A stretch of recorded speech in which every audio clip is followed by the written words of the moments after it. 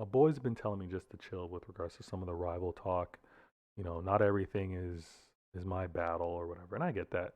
But it's funny when you have or when you're able to hear the same fans criticize one thing of another team, look the other way, obviously, when it comes to their team, but then also argue the complete opposite with another team. You just see the bias, and a lot of it in this case, especially when I look at what's happened or what's been happening with Arsenal.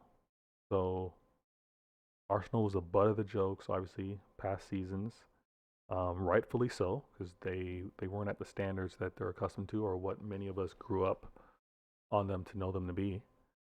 Um, but with a new manager, does require some patience. And I talked about this on a previous show with special guest Schools or Reggie from the Football Weekly. Excellent podcast. Make sure you guys check it out. But I talked about this with Schools, and Arsenal are ahead of many teams in the EPL with regards to the reset at this point. They were behind. They were behind with regards to this process, even as just 2 years ago. So before they acquired Arteta, they were, I think, in the same places where Man United in particular are right now. And it requires patience. It requires not only the fan base, but it also requires the owners, the board, whoever, to actually take the difficult times and know that it's for a better. It's done for a purpose, right? And one could say that Arsenal has done that, finishing eighth the last 2 years, and they're on track to finish fourth.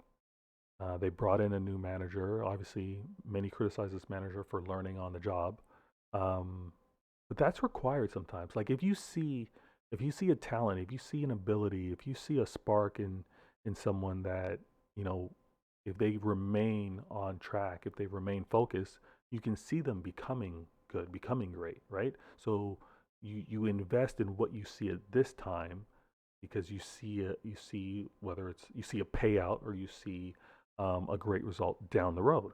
And I think that's what Arsenal did with regards to Arteta.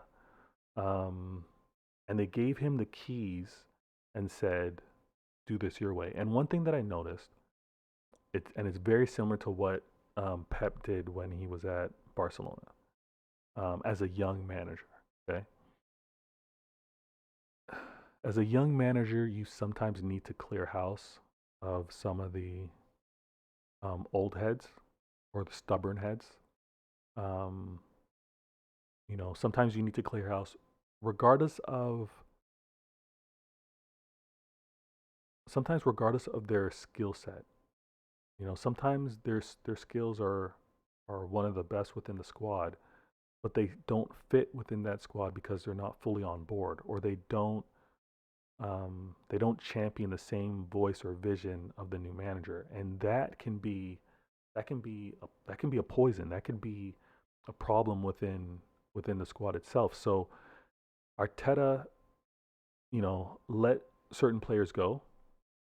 Most important, which now in hindsight looks to be the best decision for player as well as club. But getting rid of Pierre Aubameyang, like that was needed in terms of having a cohesive squad, which I think Arteta did. And if we go back to Pep's early beginnings, that's what he did in Barca as well.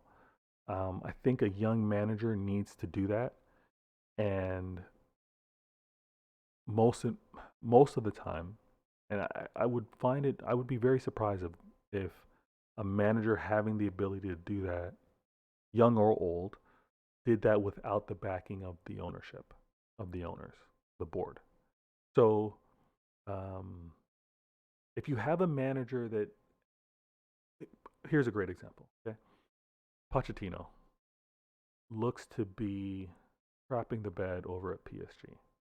Has amazing talent, has the checkbook, the amount of players that they brought in this past season. You know what? It's a damn shame how early they exited out of the Champions League, and even their dominance within Liga is not what it should be. You know what I mean? You look at that squad; they should be insane results coming out of there, right?